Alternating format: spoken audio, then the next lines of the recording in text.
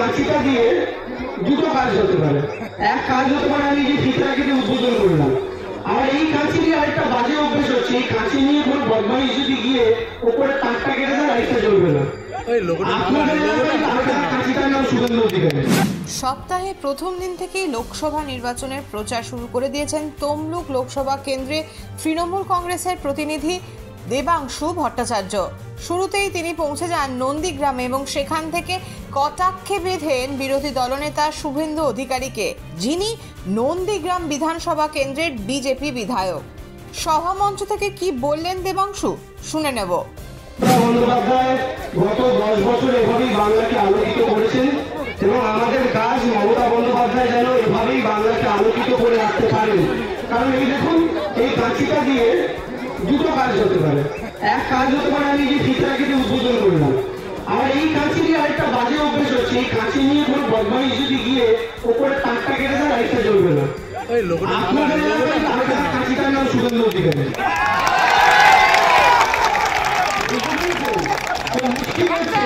এই কাঁচি যেন আলো কাটতে না পারে, তাই কাঁচিকে ভোতা করে দিতে হবে। আমাদের প্রত্যেককে মমতা বন্দ্যোপাধ্যায়ের সঙ্গে থাকতে হবে, আরো শক্তিশালী হয়ে থাকতে হবে। আমি বেশি বক্তব্য রাখছি না, আরো 3-4টে জায়গায় প্রোগ্রাম ক্যান্ডিডেট হয়েছি, প্রার্থী হয়েছি এবং আমাদের বিশ্বাস আমরা জিতবো। জেতার পর তো আগামী 5 বছর রোজ দেখা হবে। খেলা হবে, খেলা হবে, খেলা হবে। একদম আগে ব্যাট হয়েছে 21-এ, এবার বল হবে। Thank you. আমরা বারবার বলেছি সিএ হচ্ছে এনআরসির ফাঁদ।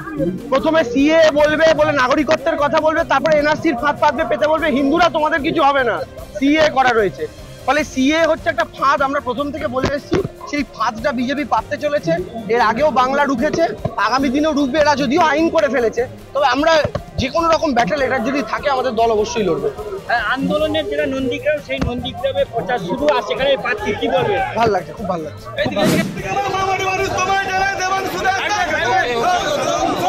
নন্দীগ্রামের কন্যাশ্রী বন্ধুরা তোমায় জানায় দেবাংশু দাস স্বাগতম।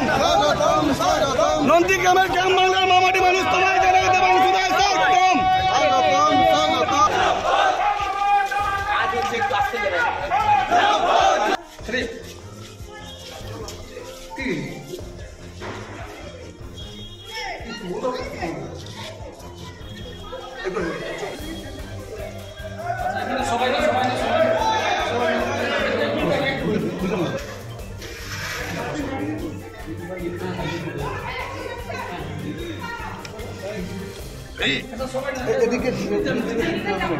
মানে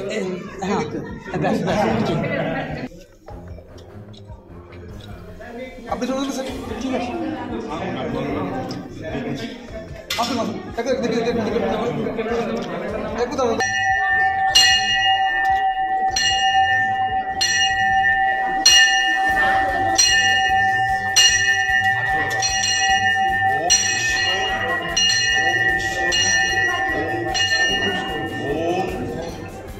এই সময় ডিজিটাল।